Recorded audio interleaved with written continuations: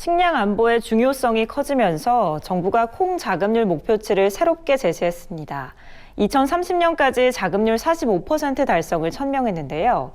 하지만 논타작물 재배 지원 사업 지속 여부에 빨간불이 켜지면서 목표치 달성에 의문이 제기되고 있습니다. 강창호 기자입니다. 정부는 2030년까지 콩 자급률 45% 달성을 목표로 제시했습니다. 당초 2022년까지 자급률 45%를 달성하겠다는 목표치보다 조금 후퇴했습니다. 2019년 기준 콩 자급률이 26.7%에 불과한 데다 올해는 작황 부진으로 콩 자급률이 더욱 낮아질 전망이기 때문에 목표치를 보다 현실화했다는 평가가 나오고 있습니다.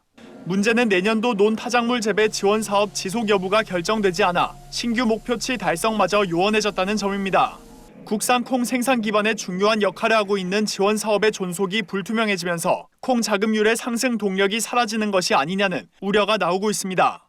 논타작물 재배 지원 사업은 논의 벼 대신 다른 작물을 심는 농가에 일정 수준의 보조금을 지급하는 제도입니다. 구조적인 쌀 공급 과잉 해소와 밭작물 자급률 향상을 동시에 기대할 수 있습니다. 실제로 지원 사업이 시행된 2018년 이후 콩 재배 면적은 유의미하게 증가했습니다. 2017년 5만 8,044헥타르였던 두류 재배 면적은 지원 사업 시행 후 2019년 7만 1,679헥타르까지 급증했습니다. 이 같은 효과를 뒤로한 채 예산 당국은 내년도 논타작물 재배 지원 사업 예산을 반영하지 않았습니다. 당초 한시적인 사업으로 추진할 예정이었다는 이유에서입니다. 국회 농림축산식품해양수산위원회는 최근 소관기관 예산 심사를 거쳐 지원 사업 예산 311억 원을 편성했지만 예산 결산 특별위원회에서 확정될지는 미지수입니다. 게다가 올해 예산 대비 3분의 2 수준으로 축소 편성됐기에 현장 농민들에게 지원되는 보조금 단가는 지원 사업이 추진되더라도 상당히 감소될 것으로 전망됩니다. 현장에서는 논타작물 재배 지원 사업이 유지되지 않는다면 국산 콩 생산 기반이 다시 주저앉을 것이라며 호소하고 있습니다. 지원 사업이 중단되면 논에 타작물을 심는 것은 경쟁력이 없어 벼농사로 돌아갈 수밖에 없는 상황에 처한다는 겁니다.